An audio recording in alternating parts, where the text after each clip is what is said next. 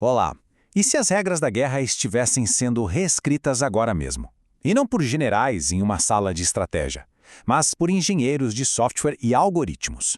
Pois é, hoje vamos mergulhar em como a tecnologia está criando um campo de batalha totalmente novo e uma corrida armamentista que é, acima de tudo, digital. Para a gente ter uma ideia do tamanho dessa mudança, olha só essa comparação.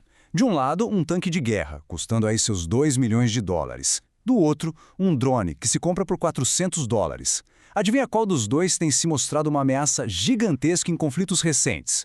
Pois é, essa é a nova economia da guerra, onde a vantagem não está mais só no poder de fogo ou no dinheiro, mas na inteligência e na agilidade.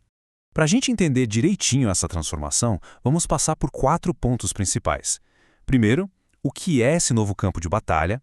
Depois, a guerra pela informação. Em seguida, o surgimento das armas autônomas. E, por fim, a corrida armamentista que tudo isso alimenta. Então, vamos lá. A primeira coisa que a gente precisa entender é que a própria ideia de campo de batalha mudou completamente. Não é mais só sobre terra, mar e ar. A coisa ficou bem mais complexa. O nome por trás dessa mudança toda é guerra multidomínio. A lógica é a seguinte: em vez de lutar só em um lugar, o conflito agora acontece em várias frentes ao mesmo tempo. A ideia é criar um efeito tão avassalador que o oponente simplesmente não consiga reagir. Então, além do combate físico, que a gente já conhece, a guerra hoje rola pesado no espaço cibernético, com ataques a redes e no campo da informação com manipulação de dados.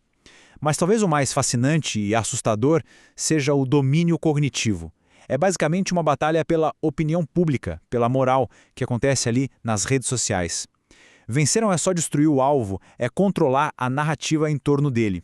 Ok, se a guerra agora acontece em todos esses lugares ao mesmo tempo, qual é a arma mais poderosa? Esquece o maior canhão ou o míssil mais potente. A parada agora é a informação mais rápida. E é aqui que o jogo vira. A vitória depende de quem consegue observar, analisar e, principalmente, agir com base numa quantidade absurda de dados mais rápido que o oponente. A verdadeira corrida não é por mais mísseis, mas por inteligência em tempo real.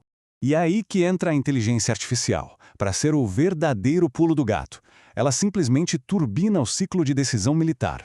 Aquele famoso ciclo OUDA, observar, orientar, decidir e agir, que antes levava horas, talvez minutos, agora pode acontecer em questão de segundos. Essa vantagem de tempo pode ser a diferença entre a vitória e a derrota.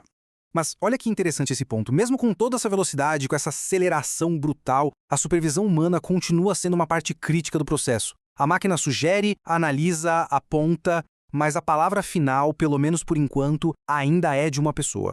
Certo, mas como é que essa vantagem de informação se traduz em ação de verdade, lá no solo, no ar, no campo de batalha? Bom, a resposta está em máquinas como essa aqui. Sistemas autônomos que podem ir aonde é simplesmente perigoso demais para humanos. E, veja bem, não estamos falando de um simples drone de controle remoto. São plataformas que sozinhas podem redefinir o que significa risco numa operação militar. E as capacidades são impressionantes. Elas são projetadas para aguentar o tranco, para serem resilientes. Elas podem realizar missões críticas, como levar suprimentos ou fazer evacuações médicas, mesmo debaixo de fogo ou quando sistemas como GPS simplesmente apagam. Só que, para toda nova arma, surge uma nova defesa. É um eterno jogo de gato e rato que nos leva para a guerra eletrônica. Pensa assim, o jamming é como se alguém gritasse tão alto que o drone não consegue mais ouvir as ordens do GPS. Já o spoofing é mais sutil, mais malandro, é como se alguém desse um mapa falso para o drone, enganando o sistema de navegação e mandando ele para o lugar errado. E todo esse cenário de armas autônomas e contramedidas eletrônicas alimenta um ciclo que não para de girar. E isso nos traz a nossa parte final, a nova corrida armamentista que agora é fundamentalmente digital. E isso não é só teoria, não. Os investimentos estratégicos são gigantescos. É só olhar para o setor de IA da China, por exemplo. A projeção é que ele mais do que dobre de tamanho em pouquíssimos anos. Fica muito claro que isso se tornou uma prioridade nacional.